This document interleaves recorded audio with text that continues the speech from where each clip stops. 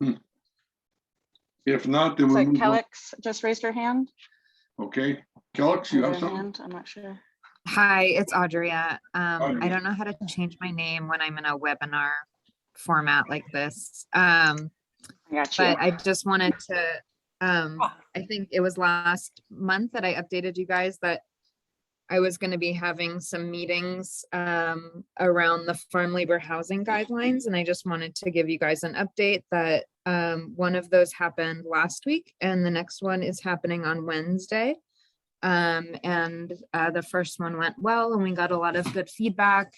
So I will then draft a report about that feedback and provide that to Supervisor Horsley's office and the housing department, and you guys will be hearing about next steps. Good, thank you. Okay, anyone else have anything from the public? We've got 2 hands raised, Carrie and Kellex. Okay, Carrie? Well, I hope everyone gets their tickets to Fresh as It Gets dinner. That's going to be hosted in a week from Saturday. Hold up. Are you already sold out? No, Yeah. we canceled it. Okay. Yeah. All right, I didn't know that, so Yeah. good to know. Thank you. Appreciate your help, Carrie, but yeah, sorry. All right, but it's a wonderful event. Hopefully we can do it again soon. Oh, no, we will, definitely, but there's been Yeah. some things that come up that we felt we better pass. You bet. Better to be safe. But thank you very much for the promotion. We appreciate it very much. So what are we missing? The Fresh as It Gets dinner that we Farm Bureau participates in. We had one a couple of years ago, but due to the COVID, we've had to cancel last. I mean, it's 200, yes. I think we have. So Would Next somebody like me in the public have been able to find out about it, or is it mostly for your membership? no, we want everybody, and where we can get, But we got some concerns about it and felt that we better pass on it. But it's Yeah. wonderful because they use all the local produce and meats and sourcing. So it's fabulous gourmet level food in a wonderful setting. And it really is a way to showcase San Mateo County's bounty. So Totally. That's why I was at, how would I, as a member of the public living in over the hill, how would I have found out about it? Would it have been in my local blat? Yeah, this is Jess with the Farm Bureau. We weren't sure what we were doing, so we kind of pulled back on a promotion. We weren't sure what COVID was doing, but yes, you would have found out, and the Convention and Visitors Bureau really promotes it a lot. So you would have found out because you're on this committee, but also as a resident over there, you would have found out. Yeah, I mean, because I know many of my neighbors would have wanted to know about it as Yeah. well. So I was just kind of Yeah. thinking, how would I help with that a little bit? Okay. Yeah. No, that's good. No, because it's really for the public. It's more for the public. Yeah, sort of. Actually, while we're talking about this, there's a part of the Palo Alto Online that is called the 650. Mhm. I don't know where the name came from, but they just did 2 recent articles on farm stands and coastal agriculture that were really cool. In fact, I'll forward them to people if people didn't see them. But a fellow named Charles Russo is the editor, who I know through some oral history stuff at Stanford, totally different thing, but they would love to know about that kind of thing. Oh, good. It'd be a Yeah. great direct line into, neighborhoods over here. Right. Perfect. That's good. Thank you for the information. Yeah. Just side note, I think the name is from our area code 650. Oh, good point. I didn't connect the dots. Okay. Oh, yeah. Sorry to jump in. I think you were saying something, PJ. Yeah. Is this something different than the farm day lunch? Yeah. Yeah. Farm Bureau Yeah. puts it on with the events, we'll tell them about it, Jess. Yeah, the Fresh as It Gets program's a program that's coordinated through the county, the Farm Bureau, the Conference and Visitors Council, and the Ag Commissioner's Office, of course. And it's to, promote fresh products grown in the county. And there are farmers and restaurants and people, who serve food who are part of this to promote the fresh products grown locally. Wonderful. Good to know about it. Yeah. Yeah. Good. And there's information on the Farm Bureau website and also information on the Convention and Visitors Bureau's website about the program in general. Ah. Okay, So we'll look forward next year to having you come and get more people involved. definitely. Yes, I'll do what I can. Yeah. Appreciate it. Very good. And I do think that the Convention and Visitors Bureau is continuing on with their farm tour. Yes. As far as it looks like right now, and that's supposed to be on October 25th. Oh, I don't know if it's up on their website yet, but it's Silicon Valley, San Mateo County, Silicon Valley Convention and Visitors Bureau website, and they have as fresh as it gets on there. There's also other information on farm stands and CSAs and UPIC in the county. yeah. See that's where, I mean, for me, that's not normally on my trekking pattern. So I wouldn't have found out about it through that particular avenue, which is why you hear me asking so many questions. It's trying to figure out how to Yeah, get the feelers out to other places where they may not be traversing the most obvious ones for you guys to put it on. So, okay. good. And Judy, I'll put you on our list so that when we start promoting it next year, you'll be aware of it. I've still got a lot of friends in slow food that are spread all over up and down the peninsula here. They would love to know about it. So definitely. Good. Okay, great. Yeah. I'm glad we talked about it. Good. Yeah, thanks to Anyone? Verde. Thank you. Anyone else from the public? Kellex had their hand raised earlier. Just want to double check. Galaxy, you had something? It's still Audria. I just Oh, don't know how to change my name. Oh, okay. I All hit right. that I'll change button it. by accident. Sorry. I know you guys are all so excited that Kellex is here. Okay, well, thank you. Okay, anyone from the committee have any comments or concerns they want to talk about? I just have a couple announcements from at the county level.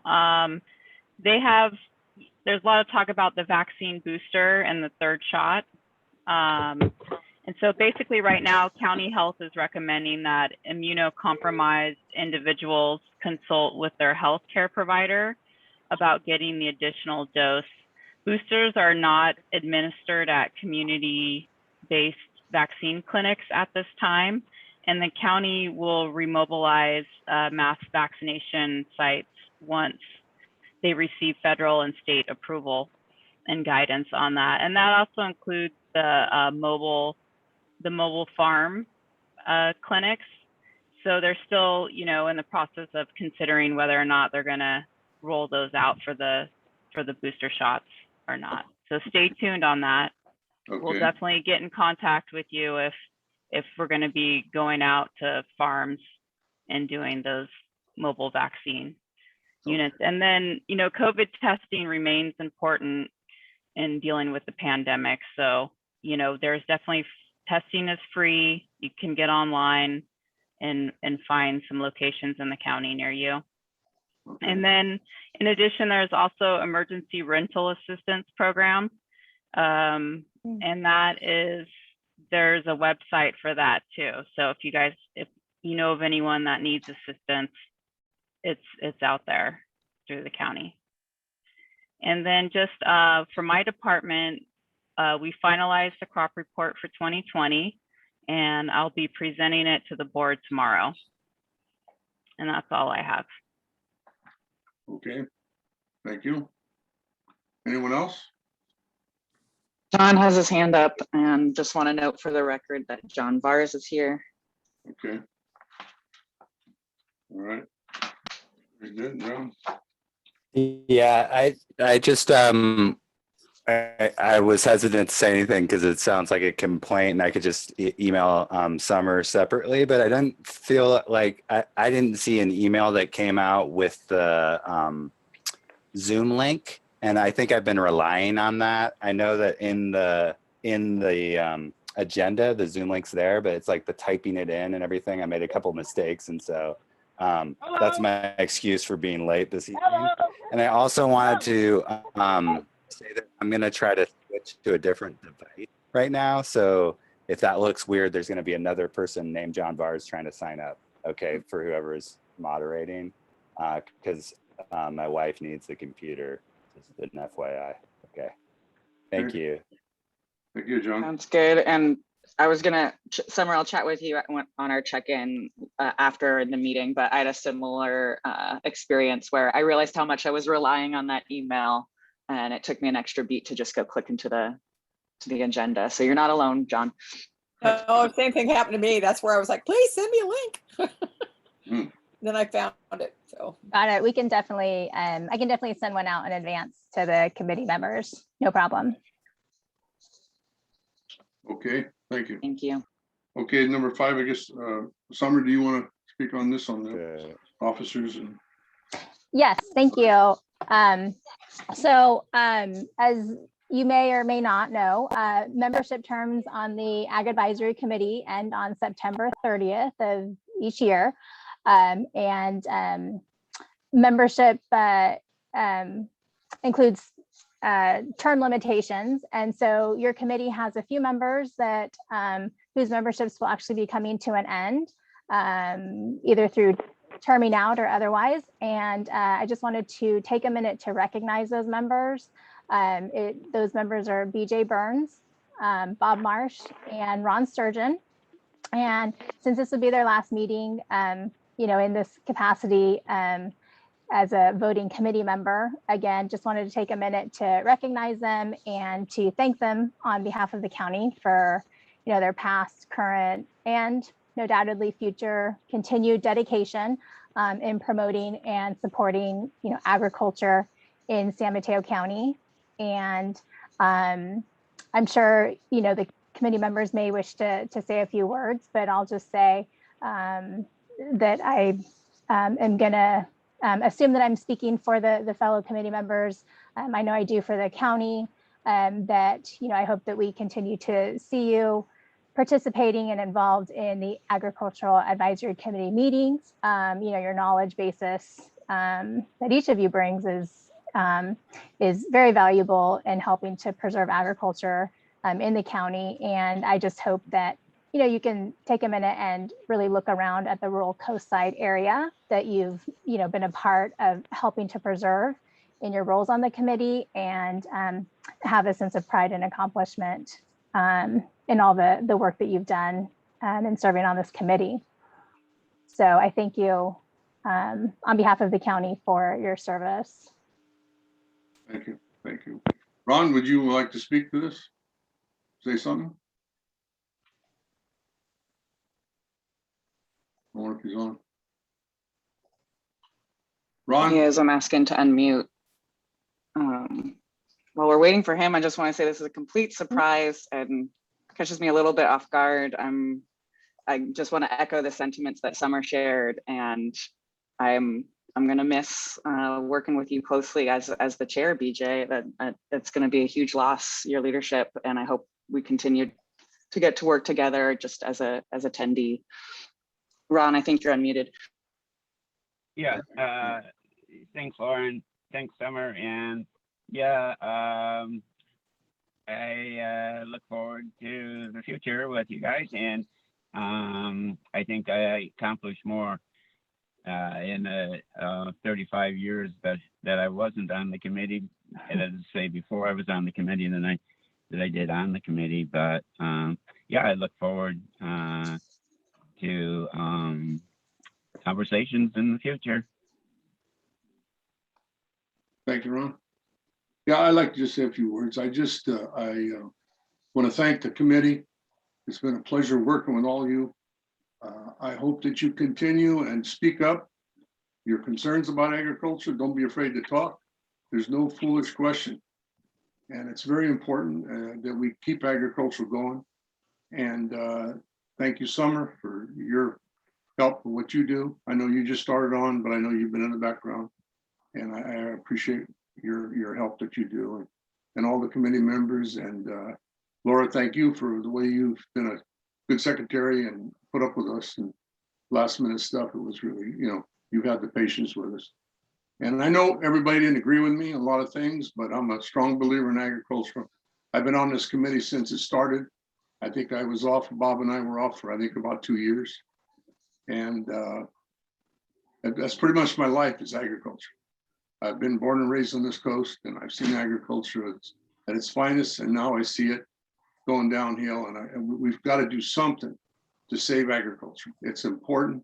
It's more important now, I think, than ever, because the way the country is, we never know when our food's going to get cut off, and we've got to support local. I know we come up with the idea about a market. I know we're going to have people that are for it and against it, but I've heard a lot of people that are very excited about it. And I think we've got to protect our own foods because we never know what's going to happen, and we can produce it. We've got the knowledge to do it. And I think the public will support us and really do everything you can to get the local saved and protect it, because there's a lot of agricultural land that's vacant, believe me, a lot of land. I've never seen it this bad in all my life. And I've farmed up and down this coast and in and out all over here. And it's the worst I've seen it. And one other thing I want to make a comment, please don't let ag tourism become primary and agricultural secondary. You've got to keep agricultural as the primary to keep it going, because the fun and games, you're not gonna feed people. Believe me, we need that's fine to have some of that, but remember, we can grow it. Believe we got to produce it and keep our local Bay Area with safe food, whether it's organic or conventional. To me, it doesn't make any difference. It's safe food, and we've got to really protect that, because, like I say, now is more important than ever. And again, I want to thank the committee and the county and everybody that we work with. I really appreciate it very much, and it's been an honor to be your chair and to work with you. Thank you very much. Okay, no one else will move on to the minutes of. Judy, I no, think there's- Judy may want yes. to say something. I just want to say a quick thank you for all your patience on my very slow learning curve. I'm getting to know a little bit more about things I need to know about, and I just appreciate how patient you've been with me. And boy, I hope you stay around, because I, in particular, am going to miss both of you tremendously. So please don't go away. I'll be around. Believe me, I'll be listening. I'll be making my comments. And I really appreciate Cynthia and you also, Judith. It's too bad that we didn't know the knowledge you had, and especially Cynthia. We didn't know what she knew about helping in marketing. It was total surprise to me, and I wish we would have known that earlier, that we could have developed a relationship there to talk about these things, because again, it's so important, and it would have been interesting to see her outlook of this whole situation we're in. Well, I think Ron actually reached out to her in email, and she said, oh, please keep me in the loop of all of it. So I think hopefully she will join us for some of the discussions with Audria. So yeah, good. Well, thank you. I appreciate your comment very much. Thank you. Thank you. You're welcome. Anyone else has anything? If not, we'll. Yeah, BJ, I just think that you've been such a great leader with agriculture on the coast for decades out here. And, the knowledge and experience and the dedication you have, I think, is a real treasure for the whole coastside out here. And just want to encourage you to keep as involved with this committee as you can be, or outside of it, however. And you got my phone number, so anytime you want to call and give me a piece of your mind or whatever, I'm eager to listen. So appreciate it. I will. I'll let you know when I see something that I don't agree with. I'm one that speaks out, because I believe in it very much. And just one other comment. I've been here, and I've seen it with plowing with the horses, to seeing dairies here, dry farming here, vegetables here, the whole thing. I've seen this whole coast. Bob and I both have seen it. We've been involved in it, the whole thing. I mean, my dad had dairies, he did dry farm and he had beef cattle. We did vegetables, the whole thing. And I've seen the downfall, just little by little. I've always said, I seen it come from the hills, dried up, went away and came to the flats. And now the vegetables starting to be, questioned. And, we've got, still got a cattle industry here, but it was big, believe me. There was a lot of agriculture, and I don't expect it to be that big, but man, if we could get, 30%, 40% back, it would be something. I mean, we've got everything. I mean, this year's a dry year. I believe we're going through a cycle that'll come back. But we've got the land, we've got the labor, we've got the knowledge, and we've got the very area to feed. And to me, like I said, I don't want to repeat myself, but I think it's very important that we protect them and protect ourselves. So again, thank you very much. I will be listening in and making my comments. I still active in Farm Bureau, and I want to continue there. So I just whatever I can do to help.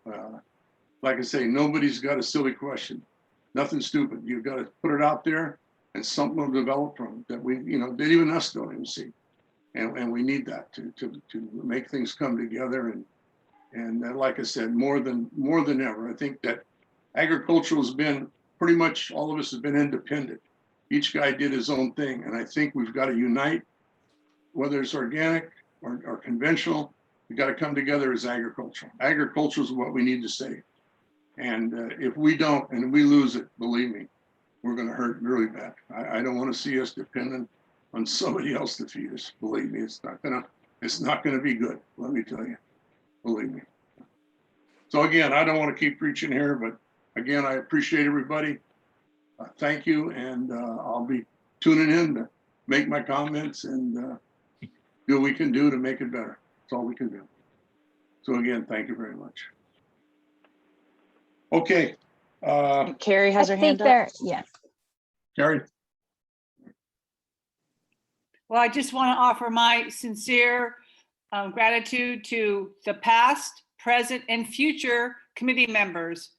I was on staff with San Mateo County when this committee was formed more decades ago than I want to tell you, but I have to, you can't have agriculture without people that are devoted and hardworking and just really involved in the community. That's what really makes a difference. And I just appreciate everybody's efforts and talents to try to make things better here in this great county. So just thanks to everyone, and just keep up the good work.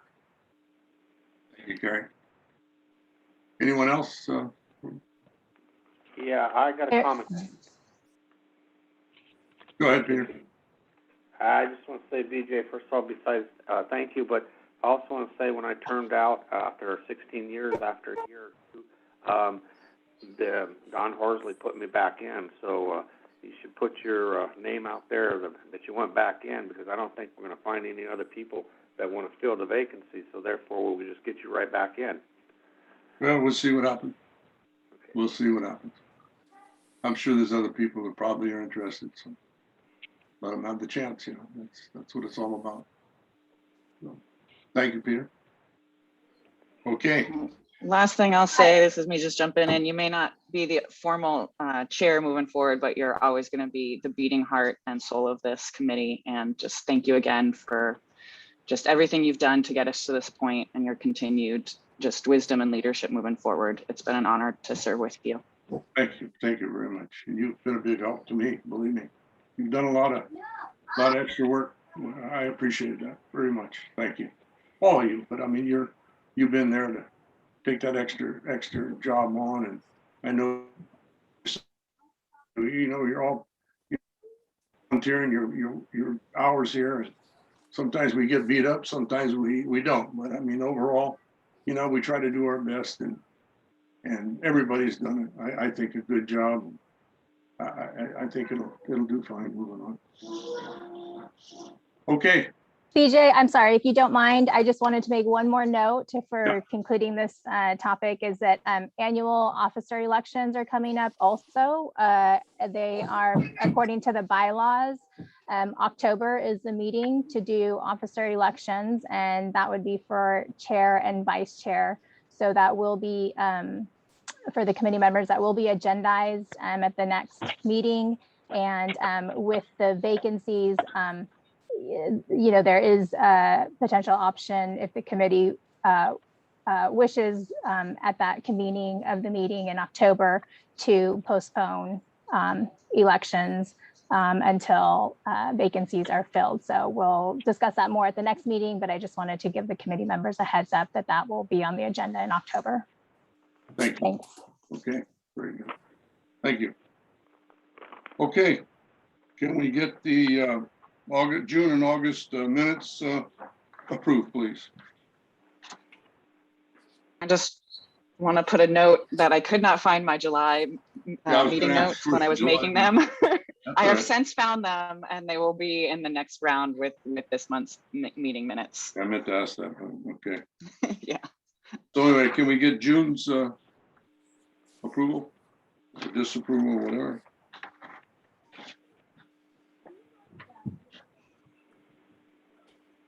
Are there any notes on the content before someone makes a motion?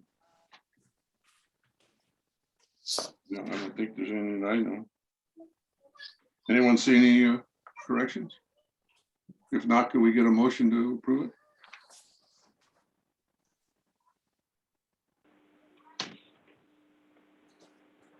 This is Ron speaking. I'll move to approve the minutes for June 14th and August 9th of 2021.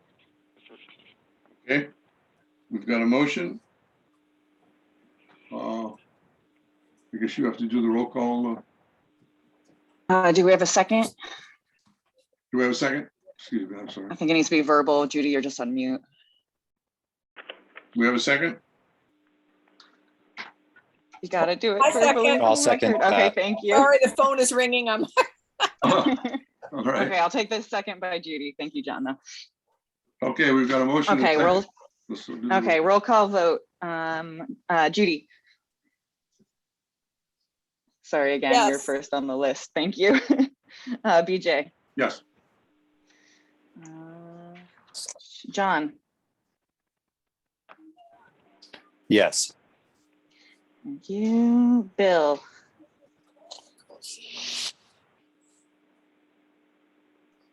Are you frozen? Yes. Ah, thank you. Peter. Yes. Ron. Yes. And I'm Lauren, and I vote yes. Okay, passed unanimously. Thank you. All right, is there any update on the COVID, Lauren? Just what I said earlier about the booster shots. Oh, excuse me. Okay, all right. Yeah, and then just to be, I think I said this last meeting, but it's still available, so I repeat it. Every Wednesday in front of Ted Adcock Community Center in Half Moon Bay is free testing provided by the county from So- 10 a.m. to 6 p.m. Question on that. Is that for anybody or just the farm workers? Anybody. So it's I think it's the mobile health clinic van, and they Oh. park in front of Ted Adcock from 10 to 6 every Wednesday, and walk-ups for anyone that needs a COVID test. Okay, all right. All right. Yeah, so my parents actually just went last week because they were going to travel. Oh. So they were able to just walk up, no problem. Okay, good, thank you. All right, that's it there. Okay, I guess we can just move on to the first agendized application. Well, actually, I wanted to ask about this one because this is for the market project at the Bay City, at the old Bay City. Yeah. I did want to ask for any updates and really just ask how I can get involved, if I can get on a mailing list or show up to a meeting, because I want to, as we said last week, definitely want to help. Or last month, excuse me. Well, I think right now we're trying to find out, who the ownership is and what's the situation there. And see if some way or another we could, I don't know. My thought was if some way we could secure it some way that they would wait and see if we could come up with talking to the growers and see what, what the interest is, and possibly get some kind of funding if we could at that time. But there's no sense putting the cart before the horse. We got to see, if there's interest there at all with the bank, and then the growers, and then from there, I think proceed in trying to get some funding to hold it if we can. I mean, it's not a small task. It's big, and it's going to take some doings. But we've been researching and talking to people through Farm Bureau and trying to come up and get some ideas. We got some people we're going to be talking to that is in that, and trying to see what the advantage and disadvantage and what they think of it. And I've talked to some people, and they all think it's Errata would be a nice idea to have all the different things that we produce on the coast at a one-stop place. And then I know that I've heard a little bit that the farmers market might be concerned, but they can still have their farmers market. It's not going to interfere with their farmers markets at all. They can still do that, but it's just that extra that you produce. There'd be a place to get rid of it, and hopefully, more stuff would be grown here. But it's not an easy task. You got to, you go to one person, they try to see if they can find somebody to try to help you, and it's something you can't do overnight. So we're working on it, and as soon as we can, find some way that we got some serious people that want to talk, then definitely we'll let everybody know. We're not keeping it a secret. We want it to succeed if we can. So like I say, right now there's not too much other than trying to get information. It takes time to get answers back. So that's what we're in the process right now.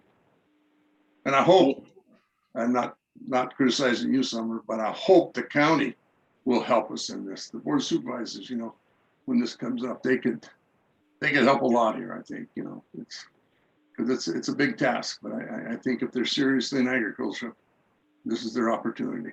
Come and help us. But again, I didn't mean to get off on it, but definitely we'll keep you abreast of anything. You didn't get off on anything I asked. Audra has her hand raised, and then Bill. Yeah, Audra. Yeah, I just, in terms of the piece that I volunteered to help with, holding some conversations with farmers to discuss like what, if any, service or market gaps they're experiencing and how to fill those. We had some email exchanges about when to hold those meetings, and there was some the only responses I got actually were to postpone those meetings until November, when it's a little less busy for producers, so they'd be more able to engage. Oh, okay. All right. Well, it's kind of as soon as we get something that we could have a meeting, then we, definitely think we should have a meeting. But right now we don't have anything that really we could tell you. Because we don't know right now. So as soon as we do, believe me, we'll let you know. We're not keeping anything a secret, believe me. So as it goes on, we'll keep you abreast. So. Okay, and then I think just Bill had his hand up. Oh, and Ron, sorry. Bill and then Ron. Let's see if I'm unmuted here. Yeah, you are. Okay, good. I think this is an important opportunity to, provide markets for the growers on the coast out here. And, we've got 6 million people or something around the Bay Area.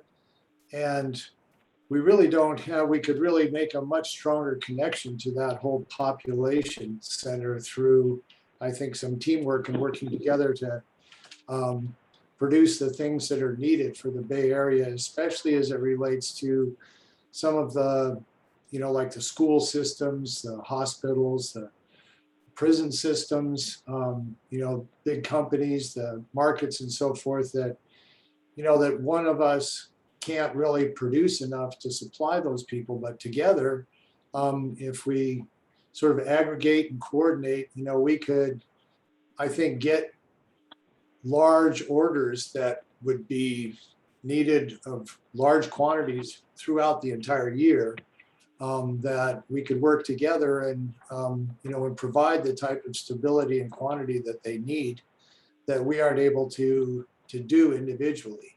So I think you're really onto something, BJ, and I think it's important that we follow up and put energy into helping this happen. I think it's a real good way to really help agriculture survive and thrive into the future. You know, fresh local produce is so popular. I mean, every market now wants that. And, you know, when we just barely scratched the surface out here on the coast as far as serving all of the people who would like local Bay Area produce. Yeah. Well, you know, we talked to institutions about, oh my God, back in the 2008 or 2009, and we had a meeting at Farm Bureau and had about 20 of them come, and every one of them were interested. But what they wanted processed. They had to have it like potatoes or carrots they had to be processed in a bag where they just drop them in hot water and they cook them, boil them, whatever. They didn't want to be fooling. They wanted somebody to do that. So that's a different thing, a processing, but that's what they wanted. And they said they would buy whatever they could from the local coast. They were very encouraged to do it, but you know, it's a lot of money, but it's something that, you know, could happen if everything was to fall into place. I mean, so thanks, Bill. I'll do whatever I can. Appreciate it. Ron, you had a question or comment? Not a question, a comment. Yeah, I agree with Bill wholeheartedly and with you, BJ, on your comments. But I would like to pick up on what Audrey has brought forward as far as broadening the discussion of what we really would like to see happen. And yeah, I'm glad that you're pursuing nailing things down with Bay City, and but I think it's only by broadening the discussion and garnering a critical mass that the Board of Supervisors will be moved. And when Andrea brought up and offered her services, I just think that we need to move on it sooner rather than later. I originally indicated that maybe we should put it off till farmers and ranchers are in perhaps a more reflective mood or frame of mind for you know, being creative and thoughtful. And a lot of people are busy, but this isn't the end of everything. That I mean, Audrey's just offering a step, I think, in the process of getting people to open up about their ideas. And yeah, and she indicated that online would be probably the way it has to be done, just like we're right now, and over 2 evenings. And it would give a lot of folks an opportunity to pipe up on the subject. And I would like to I'd like to see the committee encourage Audrey to proceed with some dispatch on what she has offered, and I thank her for offering to do what I think she's uniquely positioned to do. That's fine. I mean, the more help we can get, the more ideas, the more people want to work at different things. I think it's great. We put it all together. Hopefully we come out, you know, something good here. So yeah, definitely. Well, I'm happy to move on that for sooner instead of postponing it until November. So I'll touch base with you guys offline and we can work on scheduling that. Yeah. Okay. Thank you. Good. Thanks, Audrey. Thanks, Ron. Okay, anyone else has got anything they want to say on this? Okay, if not, then we'll go ahead and move on to the regular meeting.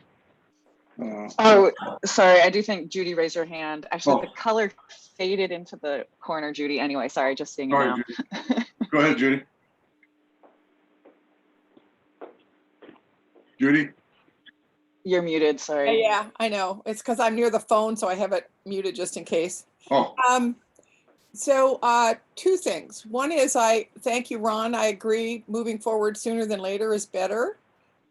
Just because getting everything together and hearing people's options, new ideas may surface, different ways to combine and connect.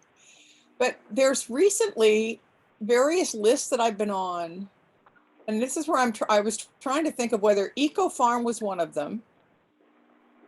They just recently had a webinar on sourcing to institutions from smaller family farms. Now, there was an underpinning thing that had to do with indigenous people's farming and, social justice farming, that kind of thing. But again, it was still that connection between institutions, everything from hospitals and schools to prisons, and creating distribution networks. And there was another one, and it might have been the American Farmland Trust that had a very similar report on I'm sure it was a rancher from the Paso Robles area who had partnered with a chef in Sacramento Valley, and they were distributing. They created a whole distribution network to get to hospitals. And so, again, it's surfacing all around. So given what you said, BJ, I'm not sure the same criteria exists necessarily today as it might have been when you first researched it. okay. So I'll follow through on my my various links and bookmarks and stuff and see if I can find the sources to the information, because even just connecting to those people, they're going to be sources of information for us. Oh, God, yeah. Thank you. That's Okay. good. Good. Yep. Yeah, so like I said, all these different ideas come together. I think, maybe something can happen here, with the different resources that are out there that, a lot of us are not knowledgeable to know. I'm not an internet guy. I'm a hands-on guy. I'm not into this technology. I depend on my daughter, so. But I appreciate whatever anybody can do. It's important. Thank you. Appreciate that.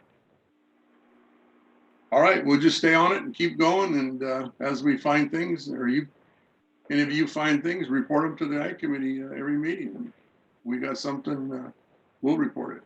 Either myself or Jess will bring it, or Louie or somebody will bring this to your attention. So we'll keep it rolling.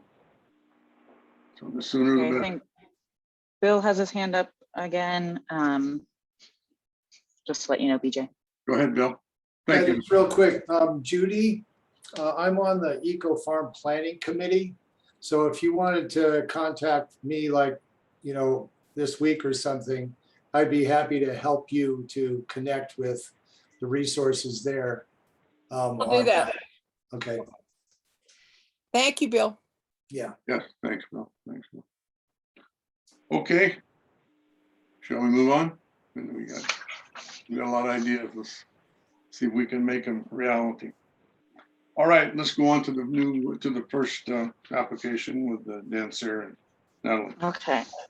I'm just going to read it into the record for us. This is regular agenda item number 9. Owner are Daniel and Natalie Sayre, applicant Natalie Sayre, file number PLN 2021-00329, location 78 Pillarcitos Creek Road, Half Moon Bay, Unincorporated. Assessor's parcel number 056380110. And this is for consideration of an agritourism event permit for the upcoming winter holiday tree season, November 20th, 2021 to January 3rd, 2022. The proposed days and hours of operation are as follows. Daily from 9 a.m. to 5 p.m. The proposed event elements include Christmas tree sales, a train ride with rubber tires, a hay ride, a prepackaged snack bar less than 25 square feet with seasonal Christmas tree related item sales. Parking for the event will occur alongside the tree farm fields. The addition of a hay ride, same route as the train ride, is the only change from the previous year's event operation. Please direct any questions to project planner Tiara Pena at tpena@smcgov.org. Thank you. Yeah. We'll open it up for, first I think we'll open it up to the public, see if they got any concerns. They can let us know their concerns before we start. Does anyone from the public got any comments or concerns? I do from the committee when you're ready. Okay, we're not at the committee. Okay. From the public, anybody? If not, then we'll, And for those that are calling in, does anyone remember what the is it *9 to raise your hand for those who are muted? *6 is to unmute, *9 is to raise your hand. Thank you. So if anyone calling in wants to make a comment, *6 to unmute and *9 to raise your hand. oh. I didn't know. All right, anyone? Okay. If not, then we'll move to the committee.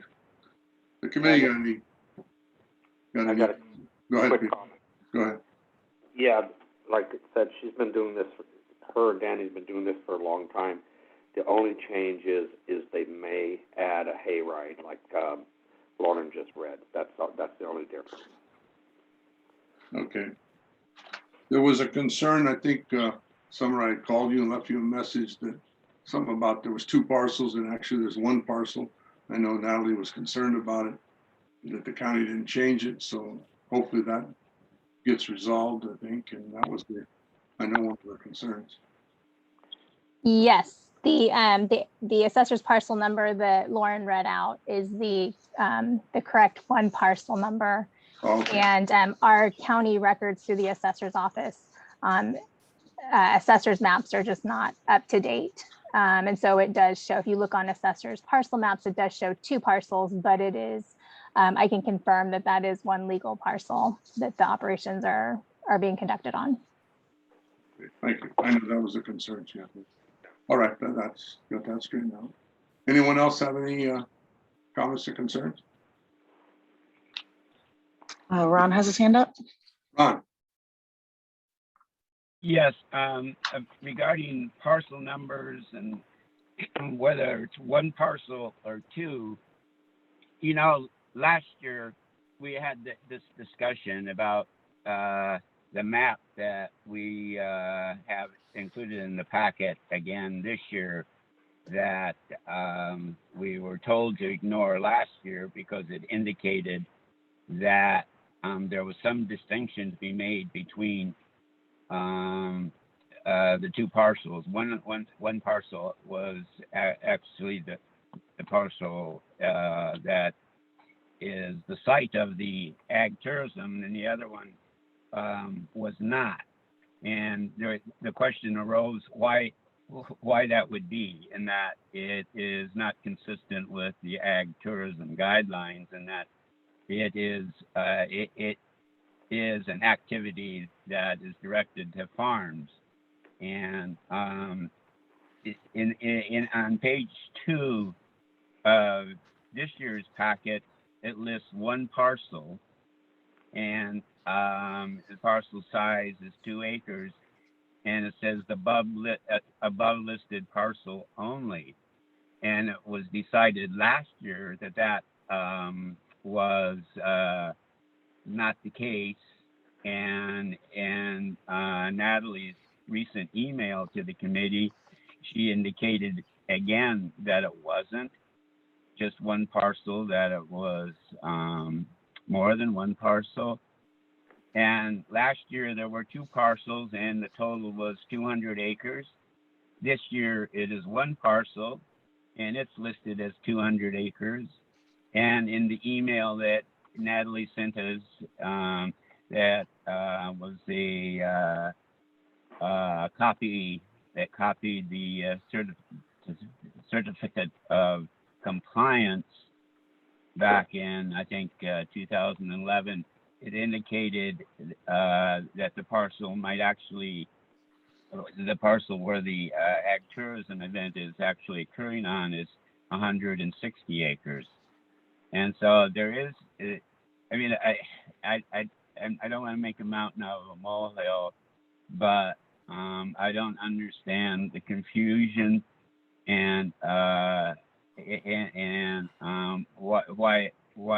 the map that Natalie indicated should be included keeps being included, which shows 2 different parcels as being the subject land on which the ag tourism is going to occur. And it's I wouldn't raise the point if it didn't have some significance in that we don't want, I don't think that the committee should encourage farms with multiple parcels to have the opportunity to have therefore multiple ag tourism permits on the same farm. And that's my only concern. Obviously nothing has changed except the addition of the hayride. And I don't know how to note the concerns about the parcel business that I just outlined in a motion, but I would certainly support a motion to approve this. Okay, we've got a motion to approve it. Is there a second? I second. Okay, Bill second. Okay. Can we get a vote?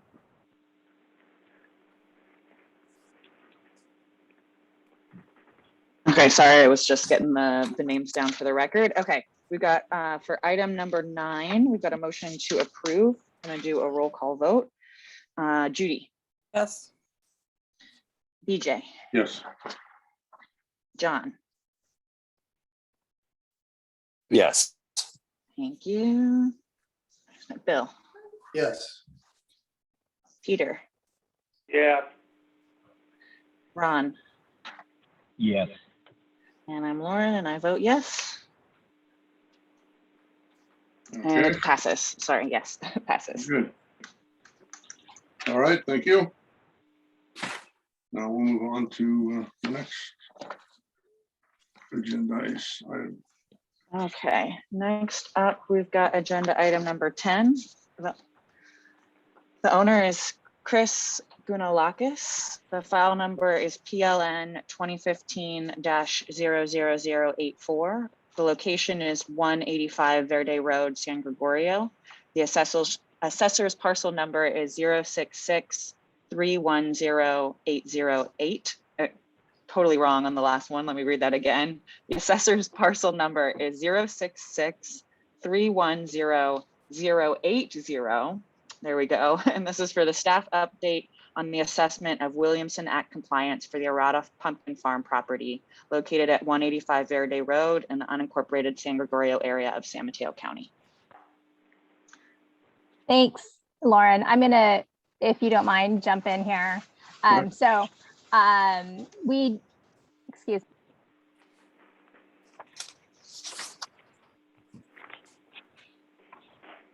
Sorry about that. Okay, we did, if some of you may recall at the October 19th, 2020 Agricultural Advisory Committee meeting, the permits for the Errata Pumpkin Farm are up for renewal. And in that discussion from the AAC did direct planning staff to conduct a detailed assessment of the Williamson Act, the property's compliance with Williamson Act, the Williamson Act contract for the property. And so since that time, staff has conducted an assessment, and the update has been provided as item number 10, report to the AAC packets. And I have further update from the issuance of those packets as well. I do just want to share my screen here. Give me one moment. And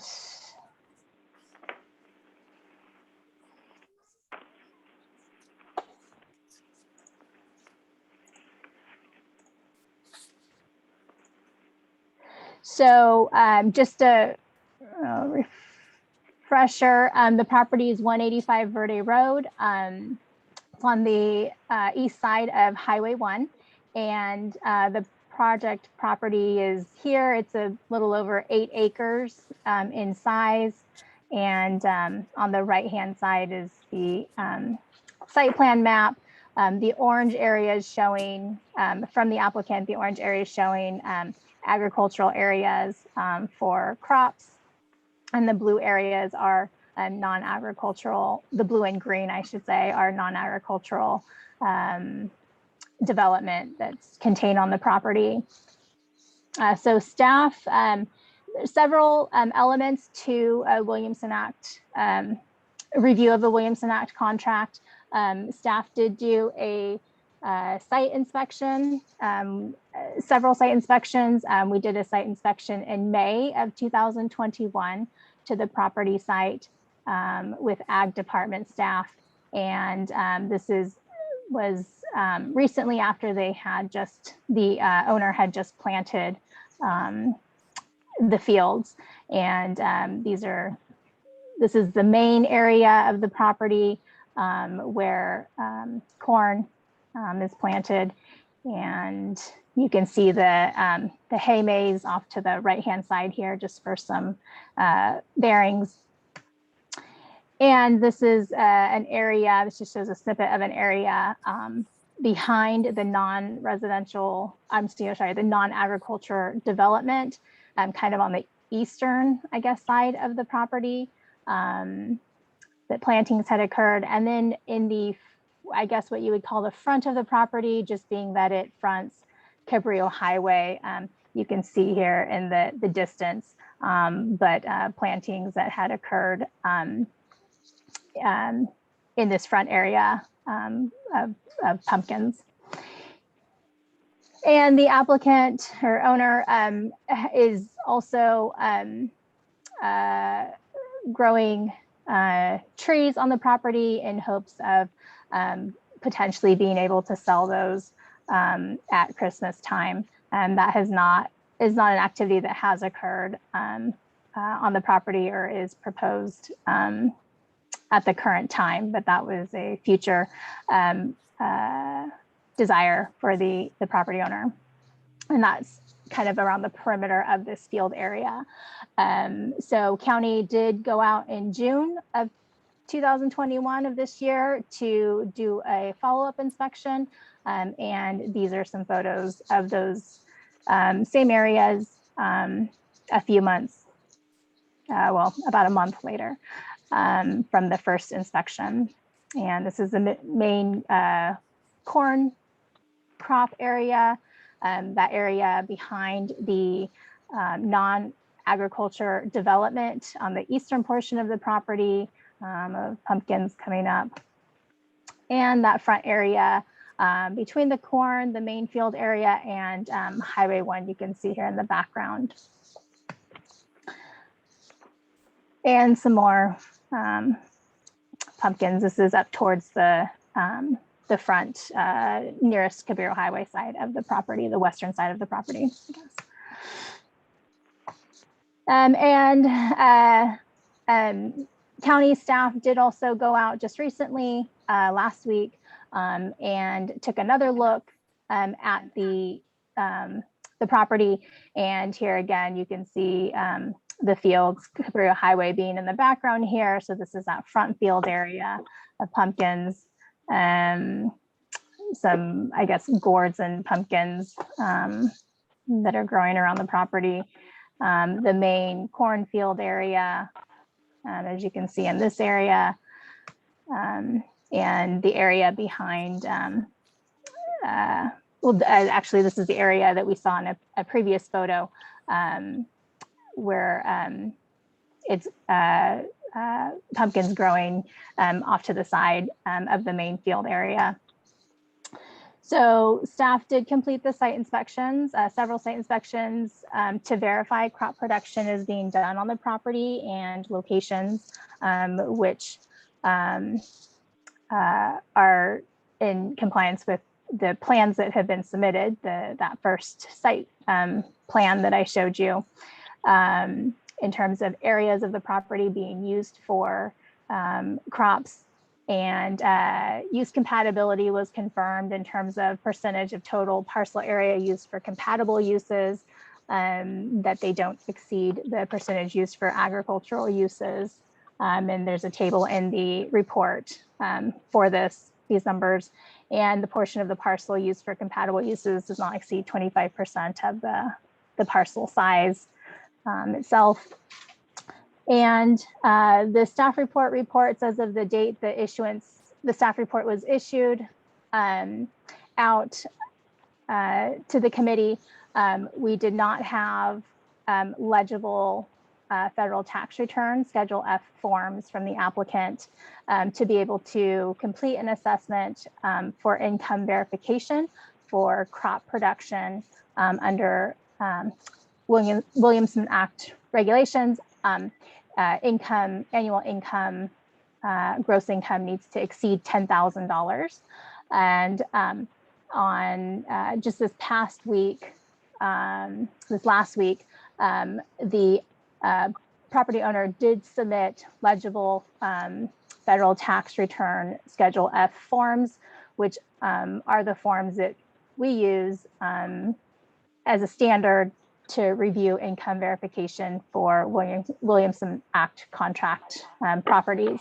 And so that information was reviewed. It is confidential information, so it's not available to the public, but county staff, including the Ag Department, did review that information and was able to verify that the gross crop income does exceed the minimum criteria for the Williamson Act contract compliance.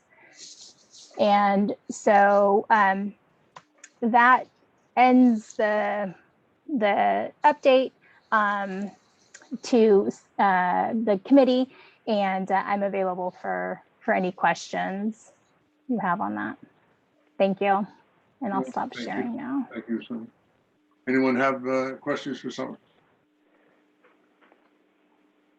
Ron, was it the hand raised for this one or for the last one? Ron, go ahead. It was raised for the last one, but I can speak to this one if you. Well, your hand is raised. Okay. Yeah, it's like every year or so, history starts all over with this particular enterprise. And yeah, excuse me. The ag commissioner one time went out, not our current ag commissioner, previous ag commissioner went out to verify agricultural production, and he looked also checked the Form 700, and yeah, he saw eggs. They were selling eggs at the time, and lots of eggs around, but he neglected to count the chickens, and the eggs were coming from off-site somewhere. And Form F, Schedule F, is not the way you check agricultural production veracity. You go to the Agricultural Advisory Committee, and I don't think that there's a farmer on the coast that would opine that the agriculture you see on that property is primary. It is at best fledgling. The Christmas trees, Natalie opined last year, were not of the variety that would eventually be saleable. Others have opined that, well, he's gifted at selling, and he'll probably get more for his trees than anybody else does. Well, the way you do that is by reporting it on your Schedule F as being so. In other words, it's not against the law. It's not income tax fraud to spread your income across various schedules. It would be fraud, basic fraud, not to report it.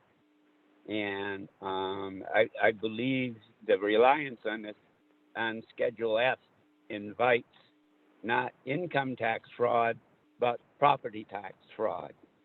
And I believe that also the Ag Commissioner should actually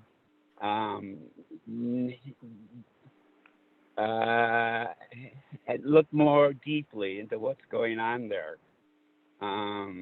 I sympathize with Summer, but the corn that she sees is not an agricultural crop. It is an aesthetic. It essentially we're there for the ambience of the ag or the recreational event there, which involves hunting and finding your pumpkins.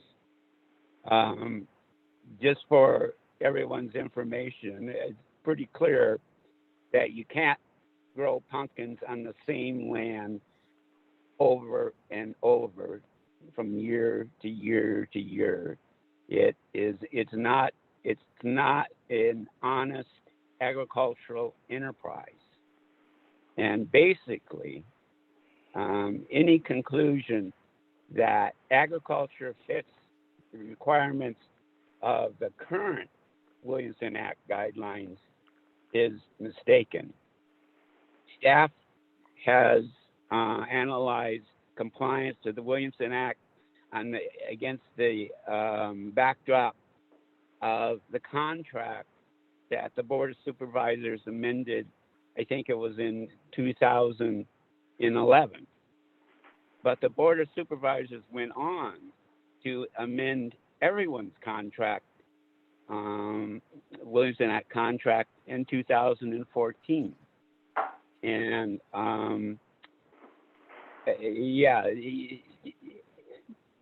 given that being the case, I think it should be understood that the owner is in compliance with the Williamson Act only if the ag is primary on that property.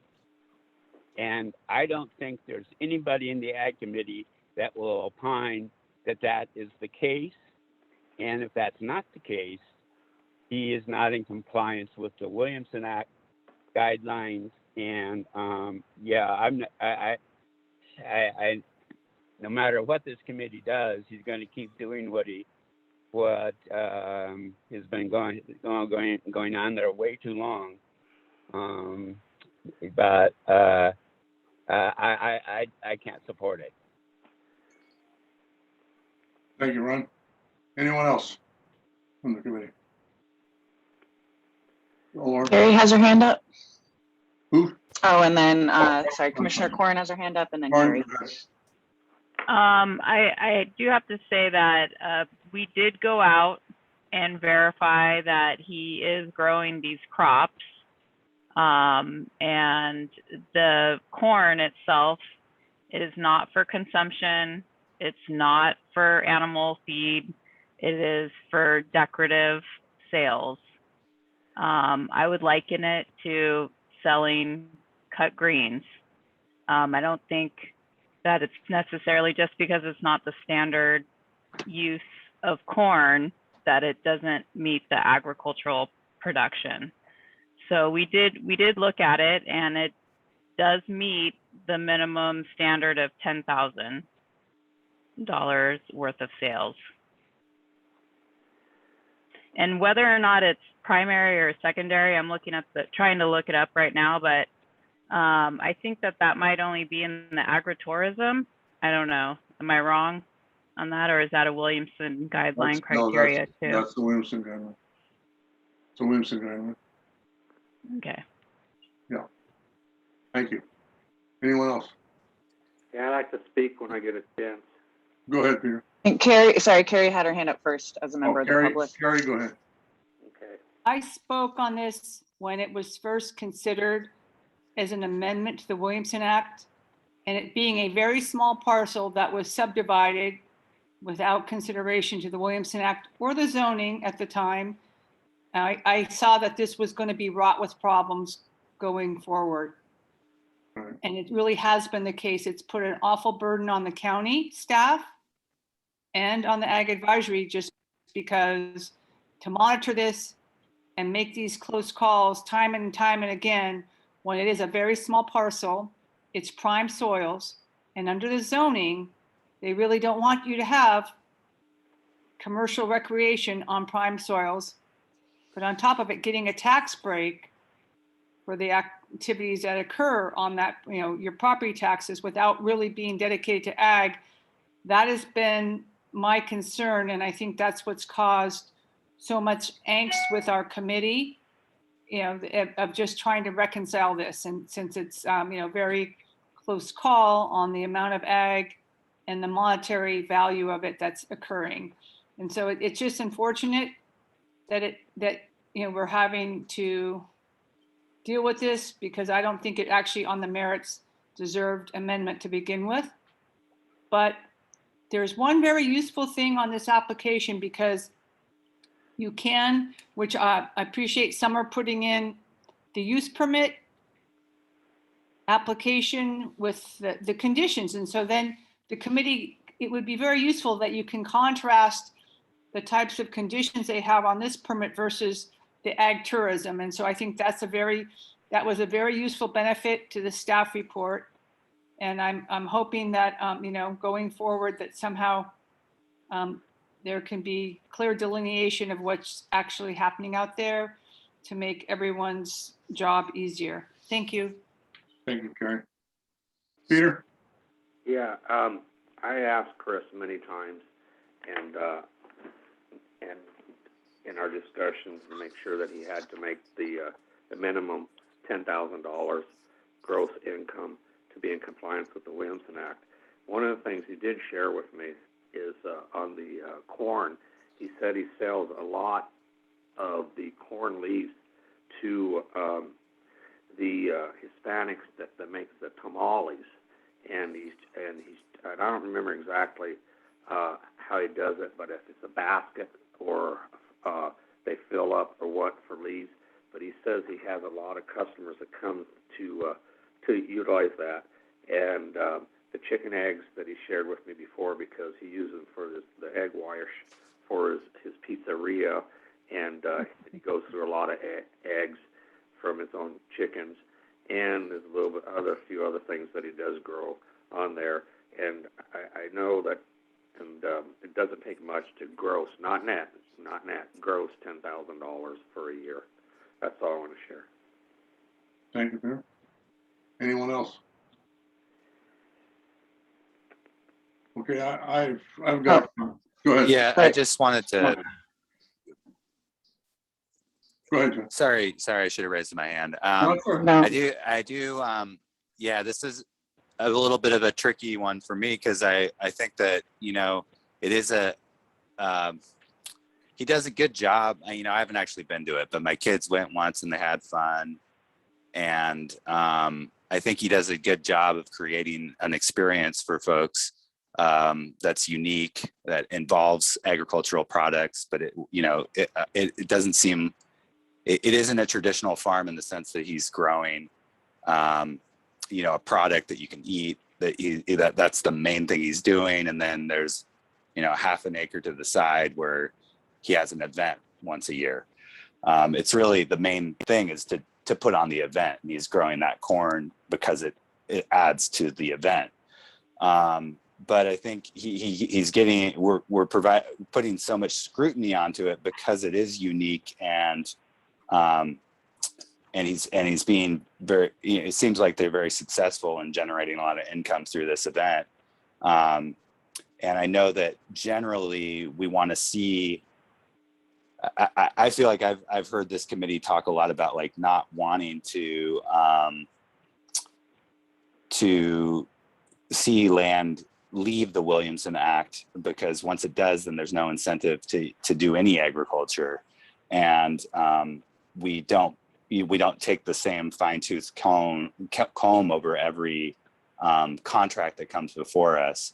So I just want to point out that kind of that contradiction, and kind of interrogate ourselves as to why this particular project is such a hot button for us. He is, they are using the land to produce a product that is being used in an innovative way, mainly to sell an experience.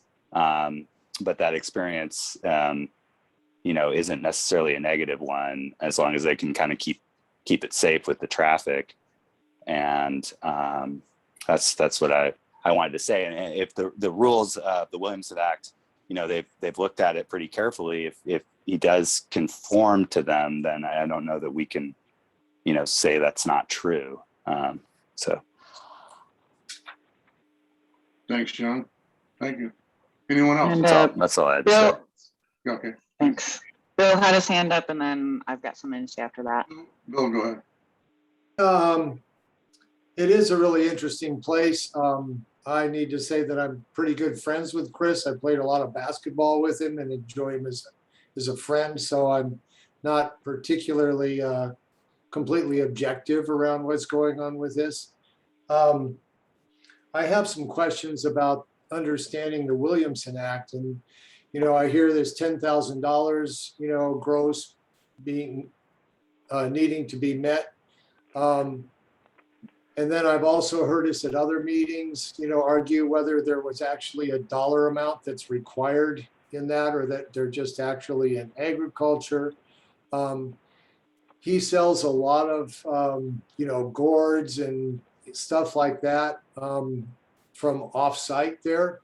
And so is the stuff that's being sold from off-site that somebody might sell, say, for instance, at their seasonal farm stand, does that go into the agricultural side of his balance sheet, or does that go into like the, you know, agritourism side of his events balance sheet? And so these things are all kind of confusing to me. And then when we talk about the ag needing to be the primary thing, does that mean that the ag needs to gross more than the ag tourism grosses? Mm-hmm. And if so, how is that verified? And at the same time, I really like the place. You know, I just think that it's something that I go there and I have a good time with my family. And I think that it's, you know, people come out here, you know, school kids and stuff that go there and get their kind of a fun introduction to farming, albeit, you know, kind of a Disneyland farm, you know, so. That's just me being confused and asking some questions that maybe people can, you know, help educate me on things. I can. Excuse me, Bill, you do have to produce it on the land, the ag Yes. product, not bring it from someplace else. Correct. Okay. It has to be produced on the land. So if you have a farm stand and you're selling cherries from over the hill, like say Bob Marsh is doing, that would go like on another, that wouldn't go towards his agricultural production and the money that he's making. That would have to be kind of balanced against it. I think if you're doing enough farming, I don't think that would even be questionable, because you're producing enough agricultural product on the land itself. And if you brought in a small amount of whatever, of the produce, it wouldn't amount to nothing if you're actually farming the land. But that's not happening there. Yeah, but the key It's specific. measurement is how much money you're grossing from what you're farming on the land as opposed to what you're bringing in from the outside and Yeah, selling. in your don't farm count what stand. you're bringing in. No, it's got to be produced on the land. That's what you're getting the tax break for the land, not for somebody down the road that you're buying it from. Right. But I guess my question is, if you're making more money from your farm stand with stuff produced elsewhere in the county or on the coast from other farms, if you're making more money doing that than you are selling your own crops, then we're saying you're not in compliance with the Williamson Act. Right. No. Well, if I may just jump in and clarify, there's a couple of things getting mixed up. There was a Williamson Act review for the core property. Separate from that, last year, there was a PAD application that came in front of us. So we didn't want to consider the PAD application until there was a Williamson Act compliance review done. So there was the Williamson Act compliance just for core agriculture activity on that property. Separate from that, they are requesting a PAD permit for their continued agritourism activities. Right, I understand that. My question is around qualifying for the Williamson Act. do you have to make more money from your actual farming activities than you do from selling products from other places and your agritourism events in order to No. qualify for the Williamson Act? No. No, You only have to there's, make it's not, there's $10,000. no relation, Bill, Okay. between, it's just you need to meet the minimum income requirements per the Williamson Act regulations based on the type of agriculture you're doing, which for crops is the minimum gross 10,000. Thank you. That's one of those, there are no stupid question things, BJ. It's all right. It's all right. Right. And I think that confusion is, I've been confused too, Bill, when we've discussed lands that have been primarily focused on grazing. There's a Right. different threshold that we're looking for around the percentage of the land that's actually being grazed and whether it's fenced and so forth, where we won't necessarily need to see the income requirement met. I believe that's where it gets a little bit confusing. Someone else could probably explain it better. Right, and I've heard debate as to whether the dollar amount was included, the $10,000 threshold was ever included in the original Williamson Act, and that it was maybe something that came up later, and some people have, I think I've heard, disagreement on that point as well. So I'm just trying to sort it all out. I think the state has that as a rule. It's in the state mandate. Yeah. Anyone else? Yeah, I make it. I'll Comment. jump in. Go I think ahead, I was Bill. next, Go ahead, Peter, yeah. and then we'll get to you next. Great questions, Bill. Thanks for bringing those up. I just wanted to jump in and say thank you to county staff and to agriculture department staff for taking our request for review seriously and conducting 3 different site visits and putting together this comprehensive report for us. That was directly as a result of us asking for that. And so I just want to say thank you for taking the time to do that so thoroughly.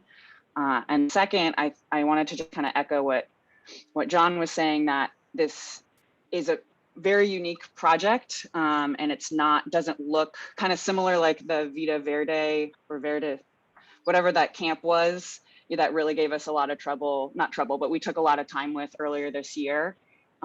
These kind of unique projects, when they come up, do take the extra consideration that we've given this project.